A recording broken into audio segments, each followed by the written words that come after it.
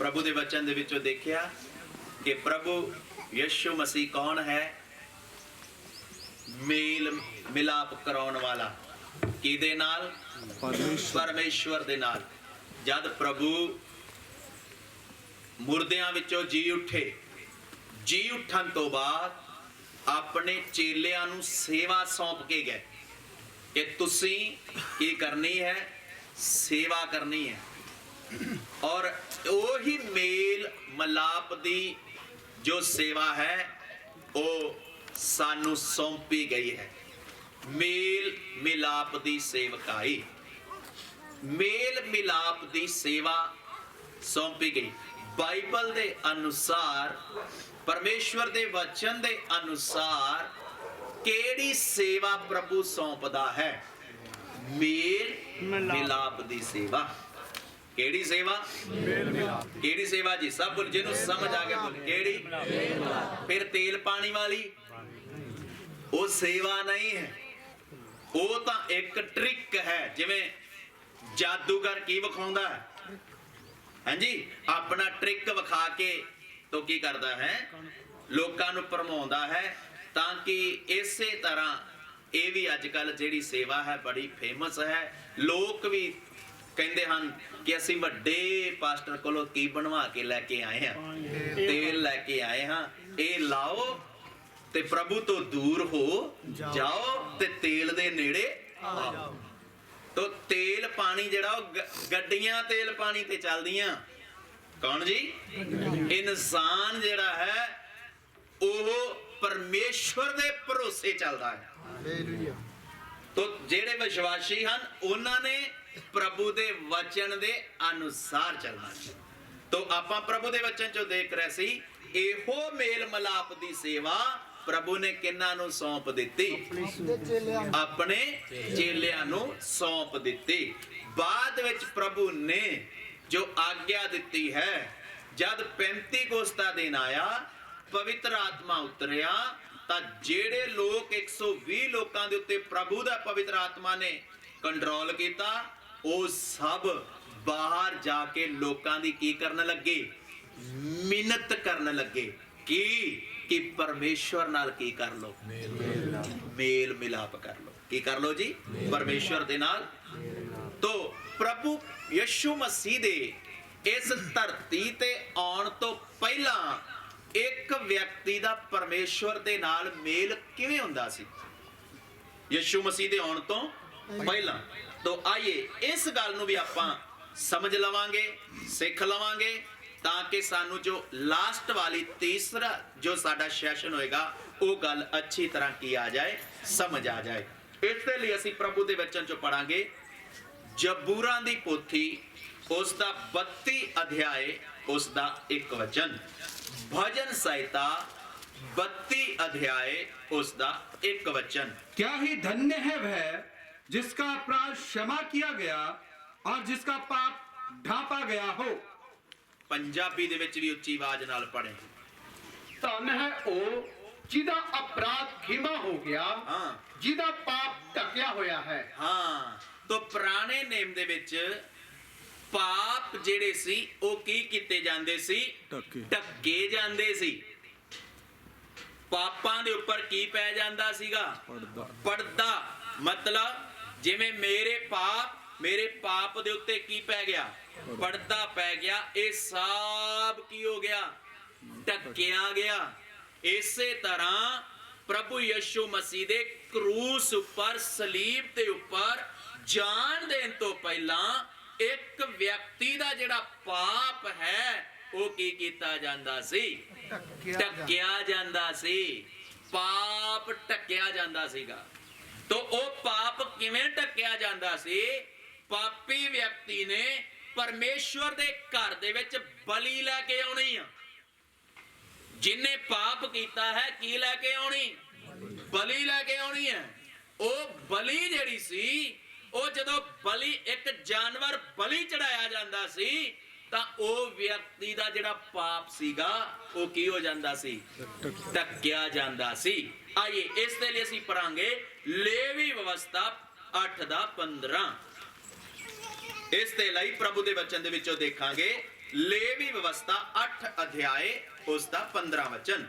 तब वह बलि किया गया हाँ। और मूसा ने लहू लेकर हाँ। उंगली से वेदी के चारों सींगों पर लगाकर पवित्र किया हाँ। और लहू को वेदी के पाए पर उंडेल दिया हाँ। और उसके लिए प्रायश्चित करके हाँ। उसको पवित्र किया। हाँ जी।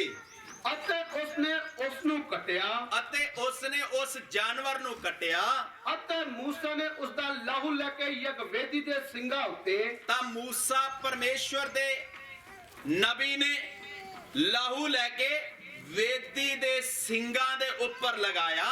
ਆਪਣੀ ਉਂਗਲ ਨਾਲ ਹਾਂ। ਫੇਰੇ ਲਾਇਆ ਹਾਂ ਤੋ ਲਹੂ ਲਗਾਉਣ ਦੀ ਵਿਧੀ ਵੀ ਕਿਹੜੀ ਸੀ? ਐਸ ਉਂਗਲ ਨਾਲ ਲਾਉਣਾ ਆ। ਕਿਹੜੀ ਨਾਲ? ਐਸ ਉਂਗਲੀ ਨਾਲ ਲਹੂ ਇਸ ਤਰ੍ਹਾਂ ਲਗਾ ਕੇ ਵੇਦੀ ਦੇ 4 ਚਫੇਰੇ ਕੀ ਕਰਨਾ ਹੈ? ਲਾਉਣਾ ਹੈ। ਫਿਰ ਉਸ ਨੂੰ ਇਸ ਤਰ੍ਹਾਂ ਕਰਕੇ ਛਿੜਕਣਾ ਹੈ। ਮਤਲਬ ਇਹ ਵਿਅਕਤੀ ਦੇ ਪਾਪ ਦੇ ਲਈ ਕੀ ਹੋਈ ਹੈ? ਬਲੀ ਹੋਈ ਹੈ। ਤੋ ਮੇਰੇ ਪਿਆਰੇ ਭੈਣੋ ਭਾਈਓ, ਉਸ ਸਮੇਂ ਇਸਰਾਇਲ ਦੇ ਵਿੱਚ ਕਿੰਨੇ ਲੋਕ ਉਸ ਸਮੇਂ ਰੋਜ਼ ਕਿੰਨੀਆਂ ਬਲੀਆਂ ਚੜ੍ਹਦੀਆਂ ਹਨ, ਕਿੰਨੇ ਜਾਨਵਰਾਂ ਨੂੰ ਵੱਧ ਕੀਤਾ ਜਾਂਦਾ ਹੈ, ਕਿੰਨੇ ਜਾਨਵਰਾਂ ਨੂੰ ਕੱਟਿਆ ਜਾਂਦਾ ਹੈ, ਕਿੰਨਾ ਖੂਨ ਵਹਿ ਰਿਹਾ ਹੈ। ਔਰ ਫਿਰ ਵੀ ਜਦੋਂ ਜਾਨਵਰ ਨੂੰ ਕੱਟਿਆ ਜਾਂਦਾ ਹੈ ਤਾਂ ਉਸ ਨੂੰ ਕਿਸ ਤਰੀਕੇ ਨਾਲ ਕੱਟਿਆ ਜਾਂਦਾ ਹੈ? ਥੋੜਾ ਥੋੜਾ ਕਰਕੇ ਉਹ ਉਸ ਵਿਅਕਤੀ ਦੀਆਂ ਅੱਖਾਂ ਦੇ ਸਾਹਮਣੇ ਤੜਪਦਾ ਹੈ। ਇੰਨਾ ਜ਼ਿਆਦਾ ਤੜਪਦਾ ਹੈ ਤਾਂ ਉਹ ਵਿਅਕਤੀ ਕੀ ਬੋਲਦਾ ਹੈ? ਮੈਂ ਅੱਗੇ ਤੋਂ ਪਾਪ ਨਹੀਂ ਕਰਾਂਗਾ, ਕਿਉਂਕਿ ਪਾਪ ਮੈਂ ਕਰ ਰਿਹਾ ਹਾਂ, ਸਜ਼ਾ ਨਿਰਦੋਸ਼ ਜਾਨਵਰ ਉਠਾ ਰਿਹਾ ਹੈ। ਮੈਂ ਅੱਗੇ ਤੋਂ ਪਾਪ ਦੇ ਰਸਤੇ ਤੇ ਨਹੀਂ ਚੱਲਾਂਗਾ। ਕਿਉਂ ਨਹੀਂ ਚੱਲਾਂਗਾ? ਕਿਉਂਕਿ ਮੇਰੀ ਖਾਤਰ ਕੋਈ ਨਿਰਦੋਸ਼ ਮਰ ਰਿਹਾ ਹੈ। ਤਾਂ ਮੇਰੇ ਪਿਆਰੇ ਭੈਣੋ ਭਾਈਓ, ਬੇਸ਼ੱਕ ਉਹ ਇਸ ਗੱਲ ਦਾ ਫੈਸਲਾ ਲੈਂਦੇ ਸੀ, ਬੇਸ਼ੱਕ ਉਹ ਇਸ ਗੱਲ ਨੂੰ ਮੰਨਦੇ ਸੀ, ਲੇਕਿਨ ਸ਼ਾਮ ਤੋਂ ਪਹਿਲੇ ਪਹਿਲੇ, ਸੂਰਜ ਢਲਣ ਤੋਂ ਪਹਿਲੇ ਪਹਿਲੇ ਫਿਰ ਵੀ ਜੀਵਨ ਵਿੱਚ ਪਾਪ ਆ ਜਾਂਦਾ ਸੀ। ਔਰ ਫਿਰ ਪਾਪ ਹੋਣ ਦੇ ਕਾਰਨ ਦੂਸਰੇ ਦਿਨ ਫਿਰ ਦੁਬਾਰਾ ਕੀ ਚੜਾਉਣੀ ਹੈ? ਬਲੀ ਚੜਾਉਣੀ ਹੈ। ਇਹ ਰੋਜ਼ ਰੋਜ਼ ਦਾ ਕੀ ਬਣ ਗਿਆ? ਸਿਸਟਮ ਬਣ ਗਿਆ। ਲੇਕਿਨ ਉਹਨਾਂ ਦਾ ਪਾਪ ਉਹਨਾਂ ਤੋਂ ਦੂਰ ਨਹੀਂ ਸੀ ਹੁੰਦਾ, ਉਹਨਾਂ ਦਾ ਪਾਪ ਮਾਫ ਨਹੀਂ ਸੀ ਹੁੰਦਾ। ਸਿਰਫ ਉਹਨਾਂ ਦਾ ਪਾਪ ਕੀ ਕੀਤਾ ਜਾਂਦਾ ਸੀ? ਢੱਕਿਆ ਜਾਂਦਾ ਸੀ। ਕਿਹਦੇ ਨਾਲ ਢੱਕਿਆ ਜਾਂਦਾ ਸੀ? ਲਹੂ ਦੇ ਨਾਲ। ਕਿਹੜੇ ਲਹੂ ਦੇ ਨਾਲ? ਜਾਨਵਰ ਦੇ ਲਹੂ ਦੇ ਨਾਲ ਢੱਕਿਆ ਜਾਂਦਾ ਸੀ। ਲੇਕਿਨ ਇਹ ਰੋਜ਼ ਬਰੋਜ਼ ਸਿਸਟਮ ਚੱਲ ਰਿਹਾ ਹੈ। ਰੋਜ਼ ਰੋਜ਼ ਬਲੀਆਂ ਚੱਲ ਰਹੀਆਂ ਹਨ, ਹਜ਼ਾਰੋਂ ਹਜ਼ਾਰ ਜਾਨਵਰ ਵੱਧ ਹੋ ਰਹੇ ਹਨ ਔਰ ਬਹੁਤ ਲੰਬੀਆਂ ਲੰਬੀਆਂ ਲਾਈਨਾਂ ਲੱਗੀਆਂ ਹੋਈਆਂ ਹਨ। ਕਾਹਦੇ ਲਈ? ਪਾਪ ਬਲੀ ਚੜਾਉਣ ਦੇ ਲਈ, ਪਾਪ ਬਲੀ ਚੜਾਉਣ ਦੇ ਲਈ। ਲੇਕਿਨ ਬਲੀ ਵੀ ਕਿਵੇਂ ਚੜਦੀ ਸੀ? ਜਦੋਂ ਕੋਈ ਵਿਅਕਤੀ ਬਲੀ ਚੜਾਉਣ ਜਾਂਦਾ ਸੀਗਾ ਤਾਂ ਸਭ ਤੋਂ ਪਹਿਲਾਂ ਆਪਣੇ ਦੋਵੇਂ ਹੱਥ ਕਿਹਦੇ ਉੱਤੇ ਰੱਖਦਾ ਹੈ?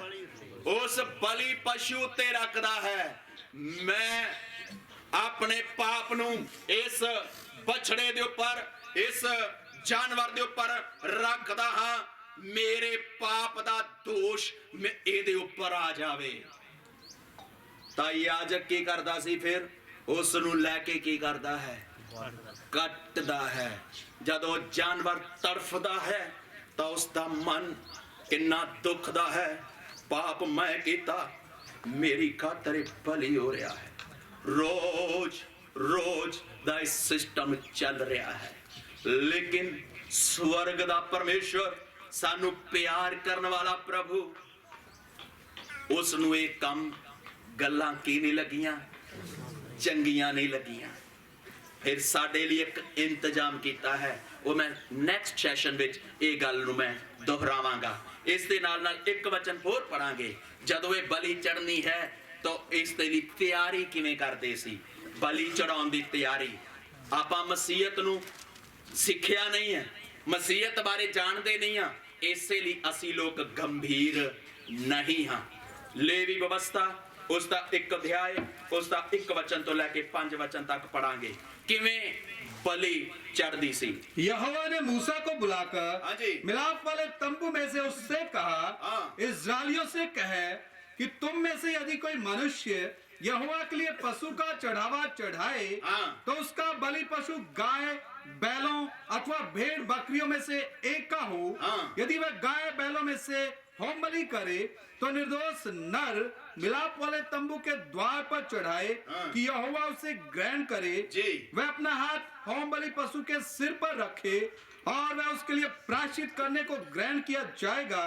तब वह उस बछड़े को यहोवा के सामने बलि करे, और हारून के पुत्र जो याजक हैं वे लहू को समीप ले जाकर उस वेदी के चारों ओर छिड़के जो मिलाप वाले तंबू के द्वार पर है। हाँ, पंजाबी विच उच्ची आवाज नाल सफाई विच पढ़ांगे। ਯਹੋਵਾ ਨੇ ਮੂਸਾ ਨੂੰ ਸੱਦਿਆ ਅਤੇ ਉਸ ਨੂੰ ਮੰਡਲੀ ਦੇ ਡੇਰੇ ਵਿੱਚੋਂ ਬੁਲਾਇਆ। हाँ, इधर ध्यान देने वाली गल है। मूसा नू कौन बुला रहा? परमेश्वर फिर मूसा दा टीचर कौन है? परमेश्वर हाँ जी, बोलिए कौन है? परमेश्वर दोबारा पढ़िए इस लाइन नू। ਯਹੋਵਾ ਨੇ ਮੂਸਾ ਨੂੰ ਸੱਦਿਆ परमेश्वर ने मूसा नू सद्या, ਅਤੇ ਉਸ ਨੂੰ ਮੰਡਲੀ ਦੇ ਡੇਰੇ ਵਿੱਚੋਂ ਬੁਲਾਇਆ। ਉਸ ਨੂੰ ਮੰਡਲੀ ਦੇ ਡੇਰੇ ਵਿੱਚੋਂ, ਜਿਵੇਂ ਹੁਣ ਆਪਾਂ ਮੰਡਲੀ ਬੈਠੇ ਆ, ਡੇਰੇ ਦੇ ਵਿੱਚੋਂ ਲੱਗ ਕਰਕੇ ਬੁਲਾਇਆ ਹੈ। ਬੁਲਾ ਕੇ ਕੀ ਬੋਲ ਰਿਹਾ ਹੈ? ਇਸਰਾਏਲੀਆਂ ਨਾਲ ਗੱਲ ਕਰ। ਮੈਂ ਨਹੀਂ ਇਹਨਾਂ ਨਾਲ ਗੱਲ ਕਰਾਂਗਾ, ਕਿਉਂਕਿ ਇਹ ਪਾਪੀ ਲੋਕ ਹਨ। ਤੂੰ ਜਾ ਕੇ ਉਹਨਾਂ ਨਾਲ ਗੱਲ ਕਰ। ਹੁਣ ਮੇਰੇ ਵਿੱਚ ਅਤੇ ਇਹਨਾਂ ਇਸਰਾਇਲੀ ਲੋਕਾਂ ਵਿੱਚ ਅਗਰ ਕੋਈ ਵਿਚਵਾਈ ਹੈ, ਕੋਈ ਮਧਿਅਸਥ ਹੈ, ਉਹ ਤੂੰ ਹੈ। ਮੇਰੀ ਗੱਲ ਇਹਨਾਂ ਤੱਕ ਪਹੁੰਚਾ ਦੇ। ਇਹ ਹੈ ਪ੍ਰਭੂ ਦੇ ਦਾਸ ਲੋਕਾਂ ਦਾ ਪਰਮੇਸ਼ਵਰ ਦੇ ਨਾਲ ਦਾ ਰਿਸ਼ਤਾ। ਇੱਕ ਜਿਹੜਾ ਪਰਮੇਸ਼ਵਰ ਦਾ ਦਾਸ ਹੁੰਦਾ ਹੈ, ਉਹ ਪਰਮੇਸ਼ਵਰ ਦੀ ਸੁਣ ਕੇ ਉਹ ਪਰਮੇਸ਼ਵਰ ਦੇ ਲੋਕਾਂ ਤੱਕ ਪਰਮੇਸ਼ਵਰ ਦੀ ਗੱਲ ਪਹੁੰਚਾਉਂਦਾ ਹੈ। ਕੀ ਜੀ? ਪਰਮੇਸ਼ਵਰ ਦਾ ਦਾਸ ਪਰਮੇਸ਼ਵਰ ਦੀ ਗੱਲ ਸੁਣ ਕੇ ਲੋਕਾਂ ਤੱਕ ਕੀ ਕਰਦਾ ਹੈ? ਪਹੁੰਚਾਉਂਦਾ ਹੈ। ਇਸ ਲਈ ਉਹ ਨਾ ਤਾਂ ਸੂਤ ਇੱਧਰ ਹੋ ਸਕਦਾ ਹੈ, ਨਾ ਸੂਤ ਇੱਧਰ ਹੋ ਸਕਦਾ ਹੈ। ਕਿੰਨਾ ਟਫ ਹੈ। ਅਗਰ ਪਰਮੇਸ਼ਵਰ ਦੀ ਗੱਲ ਨੂੰ ਅਣਸੁਣਿਆ ਕਰ ਦਿੱਤਾ, ਪਰਮੇਸ਼ਵਰ ਪੀੜੀਆਂ ਗਾਲ ਦੇਗਾ। ਪਰਮੇਸ਼ਵਰ ਸਜ਼ਾ ਲੈ ਆਏਗਾ। ਪਰਮੇਸ਼ਵਰ ਬੱਚਿਆਂ ਨੂੰ ਬਖਸ਼ੇਗਾ ਨਹੀਂ। ਇਸ ਲਈ ਮੇਰੇ ਪਿਆਰੇ ਭੈਣੋ ਭਾਈਓ, ਇਸ ਗੱਲ ਨੂੰ ਕੰਨ ਖੋਲ ਕੇ ਸੁਣ ਲਓ। ਇਧਰ ਮੰਡਲੀ ਦੇ ਵਿੱਚੋਂ ਪਰਮੇਸ਼ਵਰ ਮੂਸਾ ਨੂੰ ਬੁਲਾ ਰਿਹਾ ਹੈ। ਬੁਲਾ ਕੇ ਕੀ ਬੋਲਦਾ ਹੈ? ਅਤੇ ਉਹਨਾਂ ਨੂੰ ਆਖ। ਉਹਨਾਂ ਨੂੰ ਆਖ। ਕੀ ਆਖ? ਕਿ ਜੇ ਤੁਹਾਡੇ ਵਿੱਚੋਂ ਕੋਈ ਆਦਮੀ ਜੇ ਕੋਈ ਤੁਹਾਡੇ ਵਿੱਚੋਂ ਆਦਮੀ ਯਹੋਵਾ ਦੇ ਅੱਗੇ ਭੇਟ ਲਿਆਵੇ। ਕੀ ਕਰੇ? ਪਰਮੇਸ਼ਰ ਭੇਟ ਦੇ ਮਾਮਲੇ ਵਿੱਚ ਕਿੰਨਾ ਸਖਤ ਆ। ਆਪਾਂ ਤਾਂ ਬੜੇ ਪਿਆਰ ਦੇ ਨਾਲ ਦਰੀ ਵਿਛਾ ਕੇ, ਲੱਤਾਂ ਸਿੱਧੀਆਂ ਕਰਕੇ, ਪੁੱਠੀਆਂ ਕਰਕੇ ਪ੍ਰਾਰਥਨਾ ਵਿੱਚ ਬੈਠ ਜਾਂਦੇ ਹਾਂ, ਜਾਂ ਸੁਸਤ ਹੋ ਕੇ ਬੈਠ ਜਾਂਦੇ ਹਾਂ, ਜਾਂ ਸੌਂਦੇ ਰਹਿੰਦੇ ਹਾਂ। ਪਰ ਪਰਮੇਸ਼ਵਰ ਇਸ ਮਾਮਲੇ ਵਿੱਚ ਬਹੁਤ ਸਖਤ ਹੈ। ਕੰਨ ਖੋਲ ਕੇ ਸੁਣ ਲਓ।